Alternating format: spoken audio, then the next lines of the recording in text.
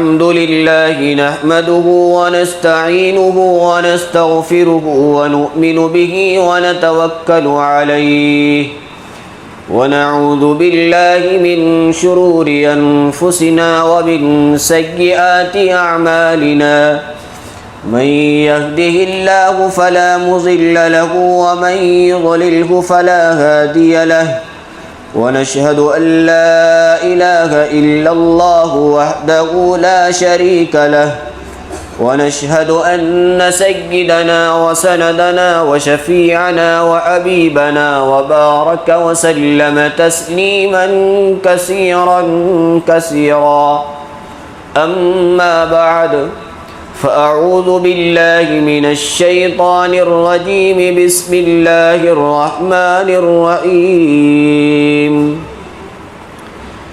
والعصر إن الإنسان لفي خسر إلا الذين آمنوا وعملوا الصالحات وتواصوا بالحق وتواصوا بالصبر. وقال الله تبارك وتعالى في كتابه الكريم والفجر وليال عشر والشفع والوتر والليل إذا يسر صدق الله مولانا العلي العظيم. اللہ رب العزت والجلال کا بے انتہا احسان اور شکر ہے کہ اس نے ہمیں اور آپ کو محض اپنی توفیق سے اس مقدس شخصیت کے دامن فیض سے وابستگی عطا فرمائی. آقائے نامدار تاجدار مدینہ سرکار دو عالم جناب محمد الرسول اللہ صلی اللہ علیہ وسلم ہم سب کے اس روئے زمین پر سب سے بڑے محسن، سب سے بڑے مشفق اور سب سے بڑے کرم فرما ہے. آپ کے ذریعے سے ایمان کی وہ بیش قیمت دولت ہمیں حاصل ہوئی کہ جس سے زیادہ قیمتی نعمت و دولت اس روئے زمین پر اور اس کائنات میں کوئی دوسری نہیں ہو سکتی. وہی ایمان کی دولت، کلمے کی دولت، توحید اور رسالت کی دولت. یہ دولت وہ عظیم الشان دولت ہے کہ جو صرف اور صرف مسلمانوں کے پاس ہے. بہت ساری نعمتیں ایسی ہے کہ وہ بہت سارے انسانوں کے پاس ہے، جیسے آنکھیں بھی اللہ کی نعمت، کان بھی اللہ کی نعمت، ہاتھ اور پیر بھی اللہ کی نعمت، اولاد اور بیوی بچے بھی اللہ کی نعمت. مگر یہ نعمت وہ ہے جو بہت سارے انسانوں کے پاس ہے. وہ کون سی دولت ہے جو صرف ہمارے اور آپ کے مسلمانوں کے پاس ہے؟ وہی ایمان کی دولت، کلمے کی دولت، توحید اور رسالت کی دولت. اگر انسان کے پاس سب کچھ ہو، کھانے کے لیے روٹی کے ٹکڑے میسر ہو اور پہننے کے لیے کپڑے موجود ہو، پینے کے لیے پانی موجود ہو، سر چھپانے کے لیے سایہ نصیب ہو، مگر جس وقت وہ مرتا ہے، اس کا انتقال ہوتا ہے، بس کلمے کی دولت اس کے پاس نہ ہو، تو سمجھ لو کہ وہ بہت بڑا فقیر ہو کر کے اس دنیا سے رخصت ہوا ہے. اور جس کے پاس کچھ بھی نہ ہو، کھانے کے لیے روٹی نہ ہو، پہننے کے لیے کپڑے بھی نہ ہو، سر چھپانے کے لیے سایہ نصیب نہ ہو، مگر جس وقت اس کا انتقال ہوتا ہے، مرتا ہے یا مرتی ہے، تو اس کی زبان پر کلمہ شہادت ہوتا ہے، تو سمجھ لو کہ وہ بہت بڑی دولت اپنے ساتھ لے کر کے گئی ہے، اپنے ساتھ لے کر کے گیا ہے. لیکن جس کے پاس سب کچھ ہو اور ایمان کی دولت نہ ہو، اس سے بڑا فقیر کوئی ہو نہیں سکتا. تو یہ کلمے کی دولت بڑی عظیم الشان دولت ہے، بہت بڑی دولت ہے. اس لیے کہ کلمے کی دولت کی وجہ سے ہمارے لیے جنت میں جانے کے راستے فراہم ہو گئے. اور اگر کلمے کی دولت نہ ہوتی، ایمان کی دولت نہ ہوتی، توحید و رسالت کی دولت ہمارے پاس نہ ہوتی، تو ہمارے لیے جنت میں جانے کے راستے بند ہو گئے تھے۔ جنت میں جس کے پاس ایمان کی دولت ہوگی وہی جائے گا، وہی جائے گی۔ جس کے پاس توحید و رسالت کلمے کی دولت ہوگی وہی جنت میں جا سکے گا، وہی جنت میں جا سکے گی۔ اور جس کے پاس کلمے کی دولت نہ ہو تو جنت میں جانے کے راستے اس کے لیے بند ہو جائیں گے۔ تو کلمے کی دولت بہت بڑی دولت ہے، توحید و رسالت کی دولت بہت بڑی دولت ہے، یہ چھوٹی موٹی دولت نہیں ہے۔ جنت بہت عالی شان جگہ ہے، بہت بڑی جگہ ہے،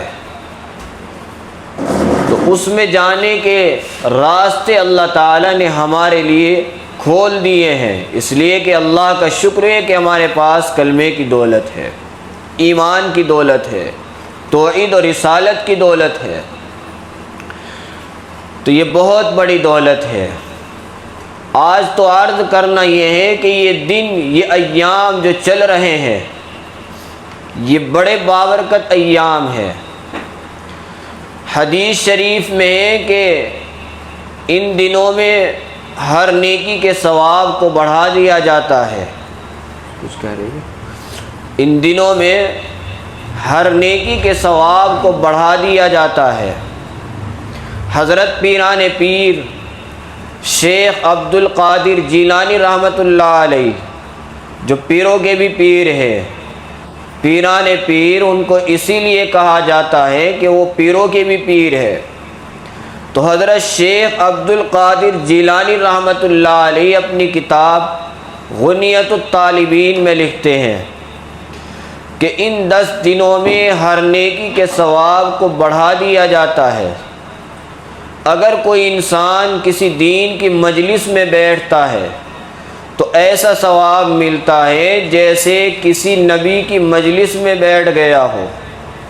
آپ حضرات دین کی مجلس میں بیٹھے ہیں، تو ان دنوں میں اگر کوئی دین کی مجلس میں بیٹھتا ہے تو حضرت پیران پیر لکھتے ہیں کہ اس کو ایسا ثواب ملتا ہے جیسے کسی نبی کی مجلس میں بیٹھ گیا ہو۔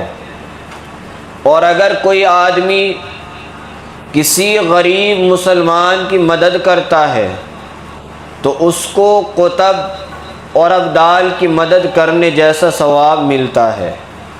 اور اگر کوئی انسان کسی مسلمان کے جنازے میں شریک ہو جائے تو اس کو ایسا ثواب ملتا ہے جیسے کسی شہید کے جنازے میں شریک ہو گیا ہو۔ یہ برکت ان 10 دنوں کی ہے جو بقرعید کا چاند نظر آنے سے بقرعید کے دن تک پورے ہو جاتے ہیں۔ اور حدیث شریف میں ہے کہ ان 10 دنوں میں ہر ایک رات شب قدر کے برابر ہے۔ یہ 10 دن، ان میں سے ہر ایک رات شب قدر کے برابر ہے۔ اور شب قدر کے متعلق قرآن کریم کے اندر ہے کہ شب قدر 1000 مہینوں سے بڑھ کر ہے۔ لیلۃ القدر خیر من الف شہر، کہ شب قدر 1000 مہینوں سے بڑھ کر ہے۔ 1000 مہینوں میں تقریباً 83 سال آتے ہیں، بلکہ اس سے بھی زیادہ۔ تو 83 سال سے بڑھ کر ایک رات، اور ان 10 دنوں کی ہر ایک رات کو شب قدر کے برابر بتلایا گیا ہے کہ ان میں سے ہر ایک رات شب قدر کے برابر ہے۔ تو یہ 10 دن بہت بابرکت ہے۔ حدیث شریف میں کہ اگر کوئی انسان پہلی تاریخ سے لے کر 8 تاریخ تک ایک دن کا روزہ رکھتا ہے تو اس کو 1 سال کے نفلی روزوں کے برابر ثواب ملتا ہے۔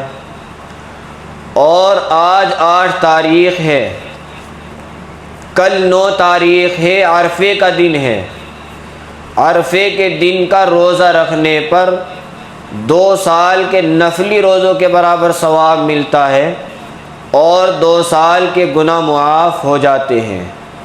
1 سال کے پچھلے گناہ معاف ہوتے ہیں اور 1 سال کے اگلے گناہ، پیش کے گناہ اللہ معاف فرما دیتا ہے۔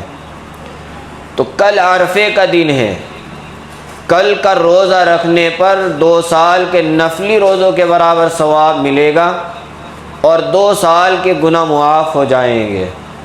1 سال کے پچھلے گناہ معاف اللہ تعالیٰ کر دیتا ہے اور 1 سال کے اگلے گناہ، پیش کی گناہ اللہ معاف کر دیتا ہے۔ مسلمان کی یہ شان نہیں کہ وہ قصداً اللہ کی نافرمانیاں کرے، اور بہت سے گناہ ایسے ہیں جو بغیر سوچے سمجھے، بغیر ارادے کے بھی ہو جاتے ہیں، اس لیے ارادتاً نہیں کرنا چاہیے۔ یہ نہ سوچے کہ ہم گناہ کریں اور ہم روزہ رکھے اللہ پاک معاف فرما دے، ہم گناہوں پر جرأت نہ کریں، اس لیے کہ مسلمان کی یہ شان ہے ہی نہیں کہ وہ قصداً اللہ کی نافرمانیاں کرے۔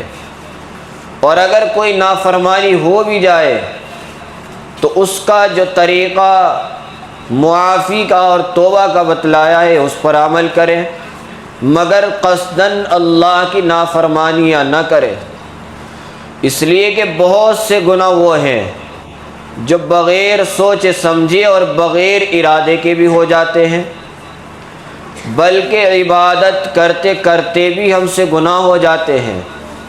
جیسے ہم وضو کرتے ہیں اور وضو میں پانی فالتو گراتے ہیں، وضو عبادت ہے، وضو عبادت ہے اور پانی فالتو گرانا گناہ ہے، تو عبادت کرتے کرتے بھی ہم سے گناہ ہو جاتے ہیں، اس لیے ارادتاً نہیں کرنا چاہیے۔ عرض یہ ہے کہ یہ روزے بہت برکت کے روزے ہیں۔ اب ان میں سے ایک روزہ رہ گیا، عرفے کے دن کا روزہ، فرض نہیں، واجب نہیں، ہاں ثواب اس پر بہت ہے، 2 سال کے نفلی روزوں کے برابر ثواب ہے اور 2 سال کے گناہ معاف ہو جاتے ہیں، مگر نہ تو فرض ہے نہ واجب ہے، یعنی ضروری ہے۔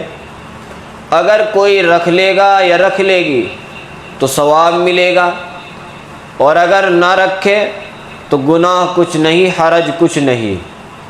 بہت سی مائیں اور بہنیں اس روزے کو فرض سمجھتی ہے، بہت سی واجب سمجھتی ہیں اور اس کے چھوڑنے کو گناہ سمجھتی ہے۔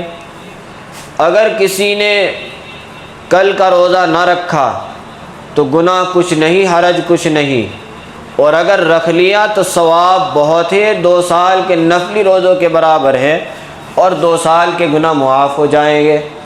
مگر جو رکھے، رکھنے والی نہ رکھنے والیوں پر طعن و تشنیع نہ کرے کہ تو نے آج کا روزہ نہیں رکھا، بلکہ اگر رکھ لیا تو ثواب، نہ رکھا تو کوئی گناہ نہیں۔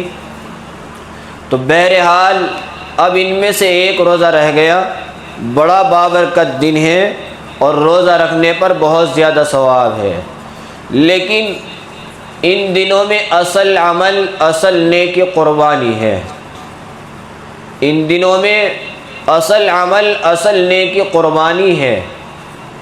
حدیث شریف میں کہ ان 10 دنوں میں ہر نیکی کا ثواب تو بڑھ جاتا ہے، جیسے رمضان میں ہر نیکی کے ثواب کو بڑھا دیا جاتا ہے، مگر کچھ خاص عبادتیں جیسے تراویح وہ رمضان کی عبادت ہے، اعتکاف وہ رمضان کی عبادت ہے، شب قدر میں جاگنا وہ رمضان کی عبادت ہے، رمضان کا روزہ رمضان کی عبادت ہے۔ تو ایسے ہی ان دنوں میں ہر نیکی کے ثواب کو تو بڑھا دیا جاتا ہے، مگر ان دنوں میں اصل عمل، اصل نیکی قربانی ہے۔ نیکی کا ثواب تو یہاں تک ہے، یہاں تک بھی ہے کہ جس آدمی نے بقرعید کا چاند دیکھنے سے پہلے اپنے ناخن کاٹ لیے اور مرد نے اپنے سر کے بال بنوا لیے، مونچھ بنوا لی، جون سا خط بنوانا جائز تھا اتنا خط بنوا لیا، اور پھر اس نے قربانی کرنے کے بعد اپنے ناخن کاٹے، اپنے سر کے بال بنوائے، مونچھ بنوائی، جون سا خط بنوانا جائز تھا اتنا خط بنوایا، تو اس پر بھی ثواب ملتا ہے، اس لیے کہ اس میں نقل ہے حاجیوں کی۔ حاجی لوگ جب احرام باندھ لیتے ہیں تو وہ 5 دن حج میں رہتے ہیں، اب وہ نہ ناخن کاٹ سکتے، نہ سر کے بال بنوا سکتے، وضو میں چہرہ مل مل کے بھی نہیں دھو سکتے کہ کہیں داڑھی کے بال ٹوٹ کر نہ گر جائیں، تو ان کی نقل کرنے پر بھی، حاجیوں کی نقل کرنے پر بھی ہمیں ثواب ملتا ہے۔ لیکن بہت سی باتیں غلط مشہور ہو جاتی ہے، جیسے یہ بات مشہور ہے کہ بقرعید کا چاند دیکھنے کے بعد نہ اپنے ناخن کاٹ سکتے، نہ اپنے سر کے بال بنوا سکتے، نہ مونچھ بنوا سکتے، اور عورتیں خاص طور سے یہ سوچتی ہے کہ بقرعید کا چاند دیکھنے کے بعد بقرعید کے دن تک اگر کسی نے اپنے ناخن کاٹے تو گناہ ملے گا۔ ایسا کچھ نہیں ہے، اگر کسی کے ناخن بڑے ہو گئے، سر کے بال بڑھ گئے، مونچھ بڑھ گئی اور اسے کٹوانے کی ضرورت پڑی، اس نے کٹوا لیے تو گناہ کچھ نہیں، حرج کچھ نہیں۔ لیکن اگر اس نے چاند دیکھنے کے بعد قربانی کر کے کٹائے تو ثواب بڑھ جائے گا، اور اگر اس نے چاند دیکھنے کے بعد قربانی کرنے سے پہلے کٹوا لیے تو گناہ کچھ نہیں، حرج کچھ نہیں، اور اگر قربانی کرنے کے بعد کٹوائیں تو ثواب کچھ زیادہ ملے گا، ثواب بڑھ جائے گا۔ لیکن یہ جو بات مشہور ہے کہ چاند دیکھنے کے بعد نہ سر کے بال بنوا سکتے، نہ مونچھ کٹوا سکتے، نہ ناخن کاٹ سکتے، یہ بات پھیلی ہوئی ہے، یہ صحیح نہیں ہے، غلط ہے۔ اگر کٹوانے کی ضرورت پڑی تو کٹوا سکتے ہیں، اور اگر نبھ سکتے ہیں تو نبھا لیں، قربانی کرنے کے بعد کٹائیں تو ثواب بڑھ جائے گا۔ تو بہرحال ان دنوں میں اصل عمل، اصل نیکی قربانی ہے۔ یہ قربانی، اس کا لفظ ہمیں بتا رہا ہے کہ ہم 3 لاکھ روپئے یا 4 لاکھ روپئے خرچ کر کے حج کرتے ہیں، اور گھر سے 1 مہینہ، سوا مہینہ دور رہتے ہیں، کچھ مشقتیں بھی اٹھاتے ہیں، مگر اللہ نے حج والے عمل کو بھی قربانی نہیں کہا۔ یہ قربانی، اس کا لفظ ہمیں بتا رہا ہے کہ کچھ خاص بات ضرور ہے کہ اللہ نے یہ 5-7 ہزار روپئے میں ہونے والا عمل، اللہ نے اسے قربانی کہا ہے۔ قربانی ہر اس مسلمان مرد اور عورت پر واجب ہے جو بالغ ہو، عاقل ہو، اور جو صاحب نصاب ہو۔ قربانی کا نصاب بھی وہی ہے جو زکوٰۃ کا نصاب ہے۔ زکوٰۃ کا نصاب کیا ہے؟ کہ جس کے پاس 612 گرام چاندی یا 612 گرام چاندی کی قیمت ہو، اتنی رقم اس کے پاس ہو جتنے کی 612 گرام چاندی آتی ہے، تو ایسے مرد کے اوپر، ایسی عورت کے اوپر قربانی کرنا واجب ہے۔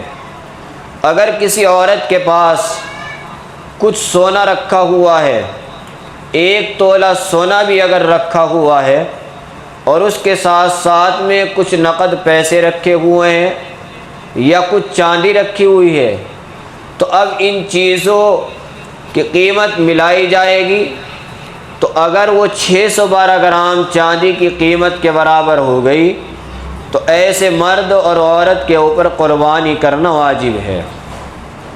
مرد کے اوپر الگ سے قربانی کرنا واجب ہے۔ اگر عورت کے پاس الگ سے زیورات رکھے ہوئے ہیں اور وہ ان کی مالک ہے تو عورت کے اوپر الگ سے قربانی کرنا واجب ہوگا۔ مرد کے ادا کرنے سے عورت کا وجوب ساقط نہیں ہوگا بلکہ وہ باقی رہے گا۔ ہاں اگر اس کا شوہر اس کی جانب سے، اس کی رضامندی سے، اس کی جانب سے قربانی کر لے، ایک حصہ اس کی جانب سے لے لے، ایک حصہ اپنی جانب سے لے لے تو پھر ادا ہو جائے گی۔ لیکن اگر شوہر نے عورت کی جانب سے حصہ نہیں لیا تو عورت کے اوپر الگ سے قربانی واجب ہے، عورت کو الگ سے حصہ لینا پڑے گا، اور اگر حصہ نہیں لیتی تو گناہگار ہوگی۔ عورت کے پاس صندوق میں جو فاضل برتن رکھے رہتے ہیں، جو کپڑے رکھے رہتے ہیں، جو سال میں کبھی بھی کام نہیں آتے، اگر ان کی قیمت 612 گرام چاندی کی قیمت کے برابر ہے تو ایسی عورت کے اوپر بھی قربانی کرنا واجب ہے۔ زیور چاہے پہن رکھا ہو، چاہے صندوق میں رکھا ہوا ہو، اگر اس کی قیمت 612 گرام چاندی کی قیمت کے برابر ہے تو قربانی واجب ہوگی، اور اگر قربانی نہیں کرتی تو پھر گناہگار ہوگی۔ اگر قربانی کے ایام نکل گئے، قربانی ادا نہیں کی تو پھر بعد میں بھی ایک بکرے کی قیمت یا ایک بڑے جانور کے ایک حصے کی قیمت صدقہ کرنی پڑے گی، مگر معاف نہیں ہوگی۔ اس لیے جن کے پاس زیورات رکھے ہوئے ہیں اور وہ صاحب نصاب ہو رہی ہے ان زیورات کی وجہ سے، یا ان کے پاس نقد رقم رکھی ہوئی ہے، جتنے کی 612 گرام چاندی آتی ہے اتنی رقم ان کے پاس رکھی ہوئی ہے، تو ایسی عورت کے اوپر قربانی کرنا واجب ہوگا۔ اگر اس کے پاس کچھ چاندی ہے، کچھ سونا ہے، کچھ نقد پیسے رکھے ہوئے ہیں، اور جو فاضل برتن، فاضل کپڑے رکھے ہوئے ہیں، یہ ساری چیزیں رکھی ہوئی ہیں، تو ان ساری چیزوں کو ملا کر کے دیکھا جائے گا کہ ان کی قیمت 612 گرام چاندی کی قیمت کے برابر ہو رہی ہے یا نہیں ہو رہی ہے۔ اگر ہو گئی تو پھر قربانی کرنا واجب ہوگا۔ اور یاد رہے، بہت ساری مائیں اور بہنیں یہ سوچتی ہیں کہ اگر کسی نے 7 مرتبہ اپنے نام کی قربانی کر لی تو اب وہ سبکدوش ہو گیا، آگے اس کے اوپر قربانی واجب نہیں ہوگی۔ تو یہ بات من گھڑت ہے۔ جب تک انسان زندہ رہے گا اور وہ صاحب نصاب رہے گا، اس وقت تک اس کے اوپر قربانی واجب رہے گی۔ ایسی عورت بھی جب تک وہ صاحب نصاب رہے گی، پوری زندگی میں جب تک وہ صاحب نصاب رہے گی، اس کے اوپر الگ سے قربانی کرنا واجب رہے گا۔ ایسے ہی بہت ساری مائیں اور بہنیں یہ کہتی ہیں کہ جس آدمی نے 7 مرغ یعنی مرغے ذبح کر لیے تو اس کی جانب سے بھی قربانی کا وجوب ادا ہو جاتا ہے۔ تو یہ بات بھی من گھڑت ہے۔ اس لیے میں پہلے یہ کہہ رہا تھا کہ اگر ان مجلسوں میں شریک ہوں گے تو بہت سارے مسائل کا پتہ چلے گا، اور اگر شریک نہیں ہوں گے تو جو بات پہلے سے چلی آ رہی ہے وہ آگے بھی چلتی چلی جائے گی، اور پھر آگے کی نسلیں بھی یہی کہے گی کہ پہلے سے چلی آ رہی ہے، اور وہ یہ سمجھے گی کہ پہلے سے چلی آ رہی ہے یہ بات صحیح ہے، حالانکہ وہ غلط چلی آ رہی ہے۔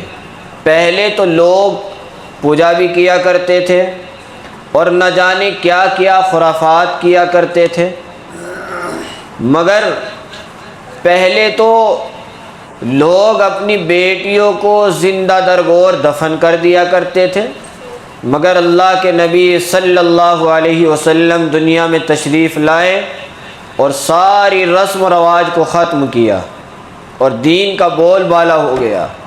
مگر یہ تو بعد میں ہم جیسے لوگوں نے رسم و رواج کو بڑھاوا دے دیا، اور بس وہ بات چلتی آ رہی ہے، ہم یہ سوچ رہے ہیں کہ یہ بات صحیح ہے۔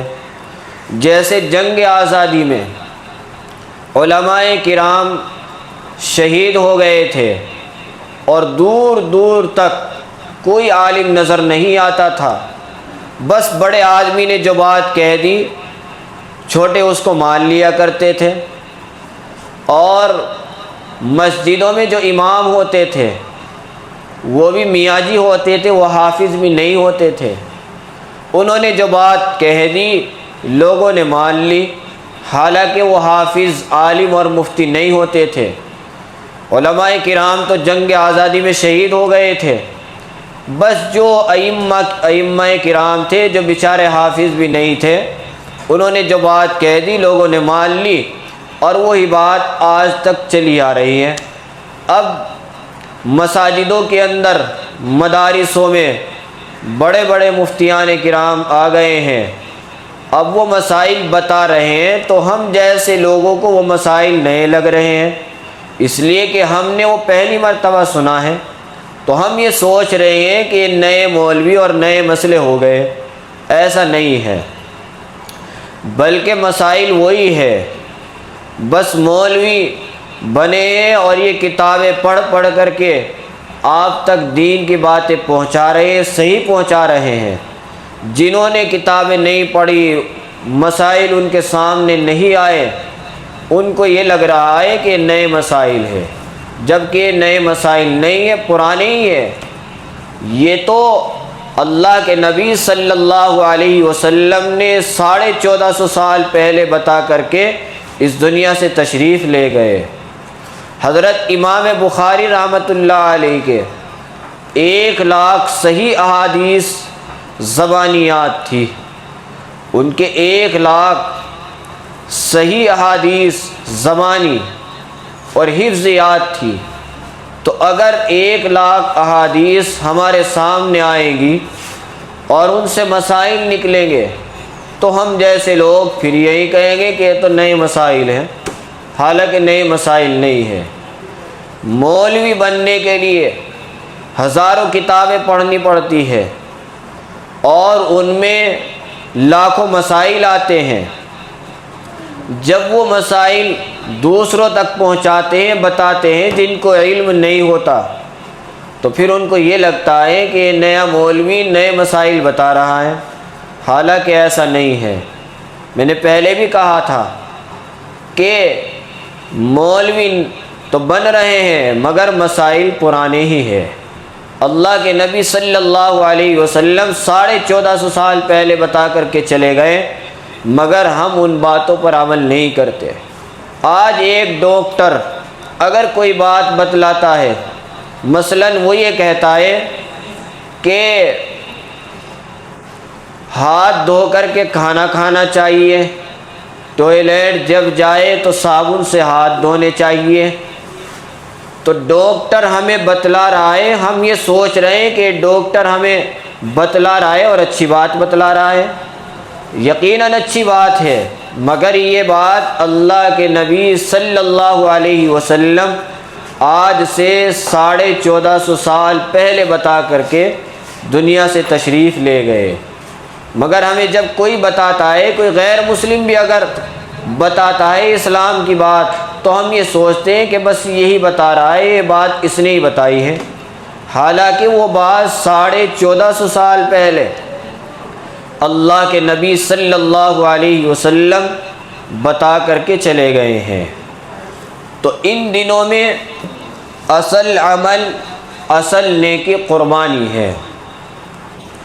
اگر کسی کے پاس رہنے کے مکان کے علاوہ ضرورت سے زائد کوئی مکان خالی پڑا ہوا ہو اور اس کی قیمت 612 گرام چاندی کی قیمت کے برابر ہو، یا کرائے پر کوئی مکان دے رکھا ہو اور اس کی قیمت 612 گرام چاندی کی قیمت کے برابر ہو رہی ہے، تو ایسے مرد کے اوپر، ایسی عورت کے اوپر قربانی کرنا واجب ہے۔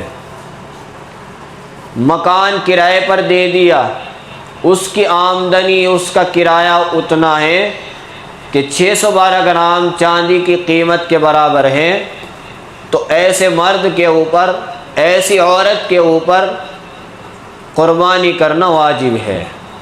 اور یاد رہے، زکوٰۃ کے نصاب کے لیے، زکوٰۃ کے نصاب پر سال کا گزرنا شرط ہے، مگر قربانی کے نصاب پر سال کا گزرنا شرط نہیں۔ قربانی کے ایام میں، قربانی کے دنوں میں اگر صاحب نصاب ہو رہا ہے یا صاحب نصاب ہو رہی ہے تو اس کے اوپر قربانی واجب ہوگی۔ یہ نہ سمجھے کہ جس طریقے سے زکوٰۃ کے نصاب پر سال کا گزرنا شرط ہے، ایسے ہی قربانی کے وجوب کہ قربانی کے نصاب پر بھی سال کا گزرنا شرط ہے، ایسا نہیں ہے۔ بس قربانی کے ایام میں اگر وہ صاحب نصاب ہو گیا، صاحب نصاب ہو گئی، تو اس کے اوپر قربانی کرنا واجب ہے، اس کو قربانی کرنی پڑے گی۔ اور ایک بات یہ ذہن میں رکھیں کہ ایک جانور میں، بڑے جانور میں 1 سے لے کر 7 آدمیوں تک حصہ لے سکتے ہیں۔ بھینس میں، کٹڑے میں اس طریقے کا کوئی اور بڑا جانور ہو جس کی قربانی کرنا جائز ہے، تو بڑے جانور میں 1 سے لے کر 7 آدمیوں تک حصہ لے سکتے ہیں، مگر شرط یہ کہ کسی بھی آدمی کا حصہ 7ویں حصے سے کم نہ ہو۔ یعنی ایسا نہ ہو کہ 2 عورتیں مل کر ایک حصہ لے لے، مثلا ایک حصے کی رقم 2000 روپے ہے، تو ایسا نہ ہو کہ 2 عورتیں 1000 روپے ادا کریں اور پھر ایک حصہ لیں۔ ایسا اگر کرے گی تو کسی کی بھی قربانی نہیں ہوگی، سب کی قربانی رد ہو جائے گی۔ تو کسی بھی آدمی کا 7ویں حصے سے کم نہ ہو۔ اور جو بڑے جانور ہیں، اونٹ کی عمر 5 سال کا ہونا ضروری ہے۔ 5 سال میں سے اگر ایک بھی دن کم ہوگی تو قربانی نہیں ہوگی۔ بھینس کی، کٹڑے کی عمر کا 2 سال کا ہونا ضروری ہے۔ 2 سال سے اگر ایک دن بھی کم ہوگی تو قربانی کسی کی بھی نہیں ہوگی، سب کی رد ہو جائے گی۔ بکرا اور بکری کے لیے 1 سال کی عمر کا ہونا ضروری ہے۔ 1 سال سے ایک بھی دن کم ہوگی تو قربانی نہیں ہوگی۔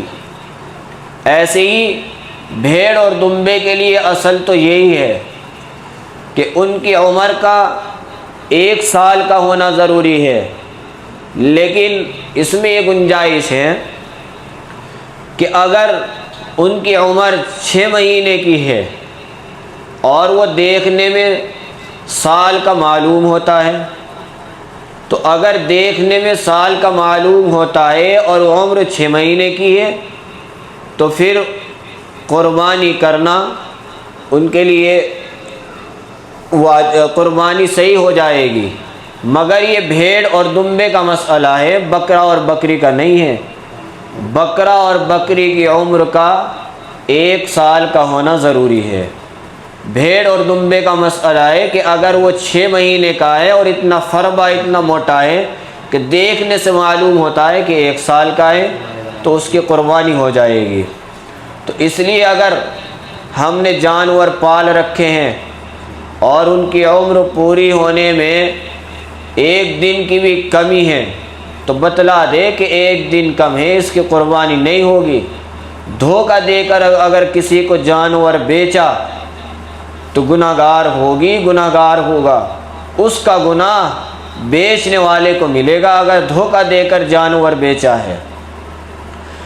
مثلا ہمارا جانور ابھی 2 سال کا ہونے میں 1 دن یا 2 دن ابھی باقی ہے 2 سال پورے ہونے میں، اور ہم نے دھوکہ دے کر بیچ دیا، تو جس نے خریدا ہے اس کی تو قربانی ہو جائے گی، مگر جس نے دھوکہ دے کر بیچا ہے اس کا گناہ بھی اس دھوکہ دینے والے کو ملے گا۔ تو اس لیے اگر کسی نے جانور پال رکھے ہو، بکرا یا بکری یا اور جانور پال رکھے ہو، اور بیچنے کی نیت ہو تو بتا کر بیچے کہ اس کی عمر اتنی ہے، قربانی ہوگی یا نہیں ہوگی مسئلہ معلوم کر لینا، تو دھوکہ دے کر نہ بیچے۔ تو ان دنوں میں اصل عمل، اصل نیکی قربانی ہے، اور قربانی کا وجوب خون بہانے سے ہی ادا ہو سکتا ہے، بغیر خون بہائے قربانی کا وجوب ادا نہیں ہوگا۔ ایسا نہیں ہوگا کہ ہم ایک حصے کی رقم صدقہ کر دیں، بلکہ خون ہی بہانا پڑے گا۔ یہ تو جب ہے جب قربانی کے دن نکل جائیں اور ہم نے قربانی نہ کی ہو، تو اب بعد میں ایک بکرے کی قیمت یا ایک بڑے جانور کے ایک حصے کی قیمت اب صدقہ کرنی پڑے گی، مگر اس سے پہلے خون ہی بہانا پڑے گا۔ صدقہ کرنے سے کام نہیں چلے گا، خون ہی بہانا پڑے گا۔ خون بہانے سے اس کا وجوب ادا ہوتا ہے، اس کے بغیر وجوب ادا نہیں ہوتا۔ تو یہ دن بڑے بابرکت چل رہے ہیں۔ کل کے دن کے متعلق بتایا کہ کل کا روزہ نہ تو فرض ہے نہ واجب ہے، یہ سنت ہے، رکھیں گے تو ثواب ملے گا، نہ رکھیں گے تو کوئی گناہ نہیں، کچھ حرج نہیں۔ اور آپ یہ نہ سمجھیں کہ مسجد کے مائک سے اعلان ہوگا، مسجد کے مائک سے اعلان بھی نہیں ہوگا، اس لیے کہ یہ روزہ فرض نہیں ہے نہ واجب ہے۔ اگر مسجد کے مائک سے اعلان کیا جائے تو لوگ اس کو ضروری سمجھتے ہیں، اور جو چیز ضروری نہیں ہوتی اس کو ضروری سمجھنا یہی بدعت ہے۔ تو جو چیز پیغمبر علیہ الصلاۃ والسلام سے جس درجے سے ثابت ہو اس کو اسی درجے میں رکھنا چاہیے، نہ اس میں کمی کرنی چاہیے، نہ اس سے آگے بڑھنا چاہیے۔ تو اس لیے یہ روزہ نہ تو فرض ہے نہ واجب ہے، سنت ہے، رکھیں گے تو ثواب ملے گا، نہ رکھیں گے تو کوئی گناہ نہیں ہوگا، کوئی حرج نہیں ہے۔ اگر کوئی عورت رکھنا چاہے تو وہ 3:40 سے پہلے سحری سے فارغ ہو جائے، اور پھر اگلے دن جب مغرب کی اذان ہو اس پر افطار کر لے، اعلان کا انتظار نہ کرے، اعلان نہیں ہوگا مسجد سے۔ اور ایک بات یہ بھی ذہن میں رکھے، مسجد کے مائک سے دنیاوی اعلان کرنا جائز نہیں۔ بہت ساری مائیں اعلان کرانے بھیج دیتی ہے کہ فلاں کے یہاں کاسمیٹک کا سامان بک رہا ہے، فلاں کے یہاں کپڑے بک رہے ہیں، فلاں کے یہاں کچھ اور سامان بک رہا ہے۔ مسجد کے مائک سے دنیاوی کوئی بھی اعلان جائز نہیں۔ یہاں تک آیا ہے کہ اگر کسی کا کوئی سامان گم ہو جائے اس کے لیے بھی اجازت نہیں کہ وہ مسجد میں کھڑا ہو کر یہ اعلان کرے کہ میرا سامان گم ہو گیا، کسی کو اگر ملے تو وہ مجھ تک پہنچا دے، اس کی بھی گنجائش نہیں ہے۔ تو اس لیے مائیں اور بہنیں یہ بھی ذہن میں رکھیں کہ کسی بچے کو یا بچیوں کو دنیاوی اعلان کرانے مسجد کے اندر نہ بھیجے، گناہ ہوتا ہے۔ اس لیے جو دین کی بات آپ کو بتائی جائے اس پر عمل کرنا چاہیے۔ اگر دین کی بات کا ہم کو علم ہو گیا، ہم نے اس پر عمل نہیں کیا تو اور زیادہ گناہ ملے گا۔ جب تک ہمیں علم نہیں ہے اس وقت تک تو اتنا گناہ نہیں ملے گا، مگر جب علم ہو گیا اب پھر اس پر عمل نہیں کر رہی ہے اور اپنی ضد اڑا رہی ہے تو اور زیادہ گناہ ملے گا۔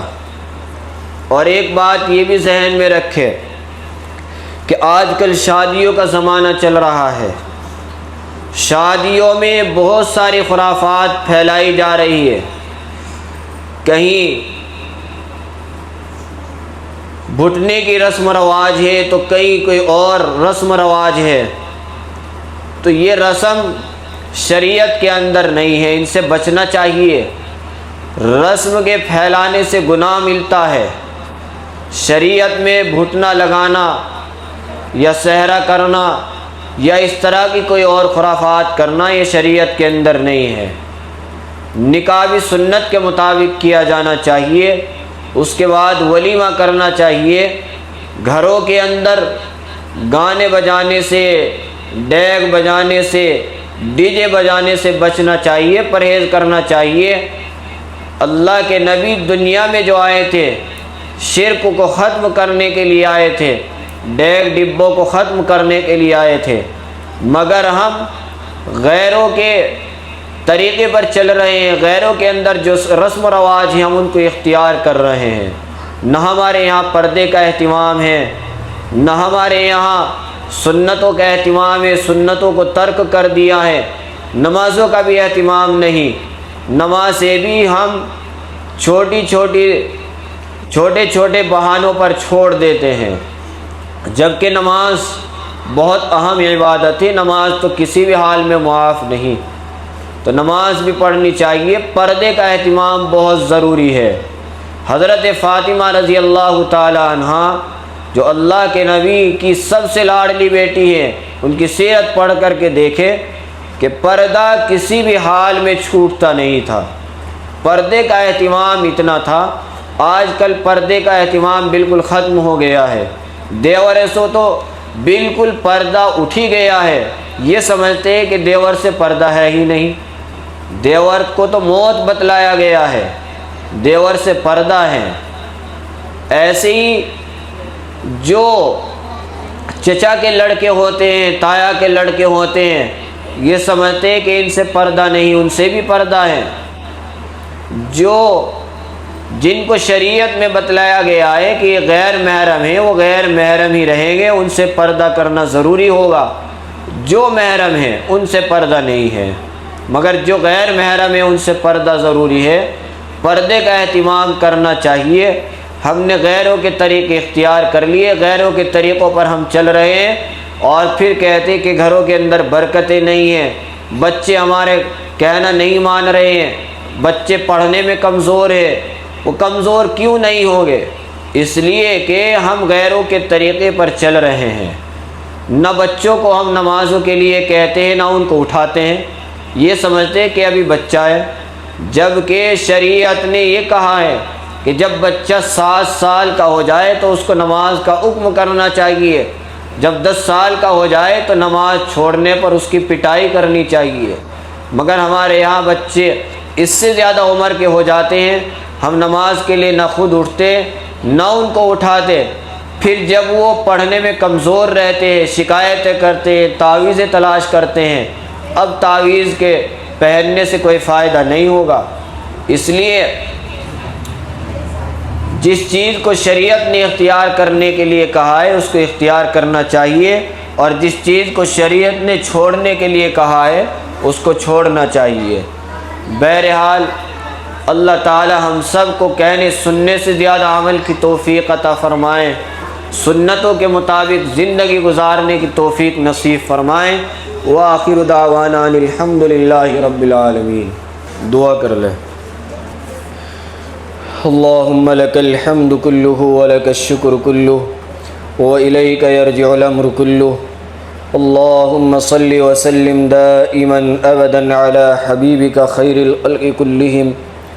اللہم انک عفو تحب العفو فاعف عنا یا کریم۔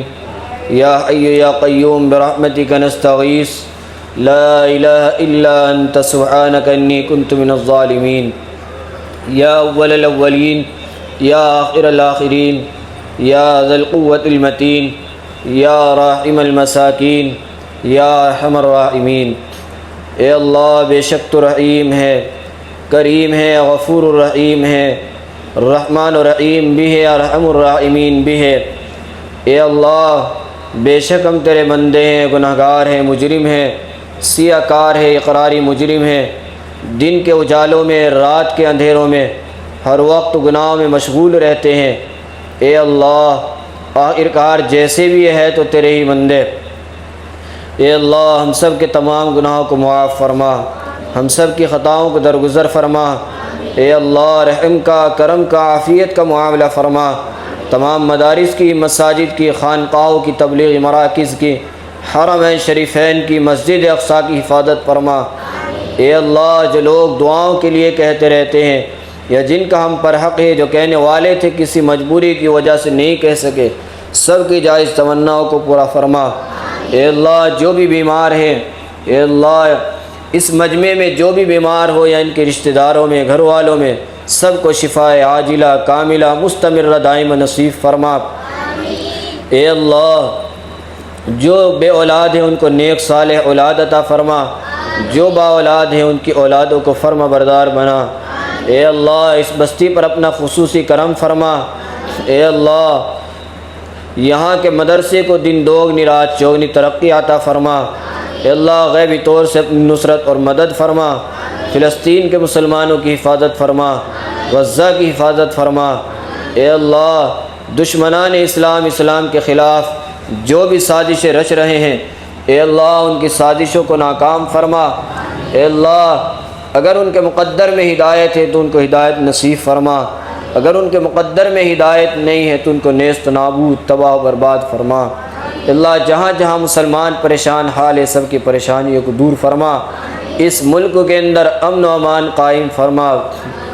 اے اللہ ہم سب کے دلوں کے اندر اچھے اخلاق پیدا فرما، برے اخلاق سے حفاظت فرما۔ اے اللہ آج یہ جو پروگرام ہوا ہے، اے اللہ مائیں اور بہنیں اپنے قیمتی وقت کو نکال کر کے اے اللہ اس مجلس میں شریک ہوئی ہے، اس پروگرام کے اندر شرکت کی ہے، اے اللہ سب کے یہاں بیٹھنے کو اٹھنے کو قبول فرما، اس مجلس کو اپنی بارگاہ میں قبول فرما۔ اے اللہ جو لوگ دعاؤں کے لیے کہتے رہتے ہیں یا جن کا ہم پر حق ہے، جو کہنے والے تھے کسی مجبوری کی وجہ سے نہیں کہہ سکے، سب کی جائز تمناؤں کو پورا فرما۔ جو بڑے چھوٹے اس دنیا سے رخصت ہو گئے ہیں سب کی مغفرت کے فیصلے فرما کر جنت الفردوس میں اعلیٰ سے اعلیٰ مقام عطا فرما۔ اے اللہ جن کے اوپر قربانی واجب ہے، اے اللہ ان کو قربانی کرنے کی توفیق نصیب فرما۔ اے اللہ قربانی کرنے کی توفیق نصیب فرما۔ اے اللہ جو مانگا ہے وہ بھی عطا فرما، جو مانگنے سے رہ گئے بن مانگے عطا فرما۔ اے اللہ جہاں یہ پروگرام ہو رہا ہے، اے اللہ اس گھر کے اندر بھی برکت پیدا فرما، اے اللہ اس گھر کے اندر بھی برکت پیدا فرما، شیاطین و جنات سے حفاظت فرما۔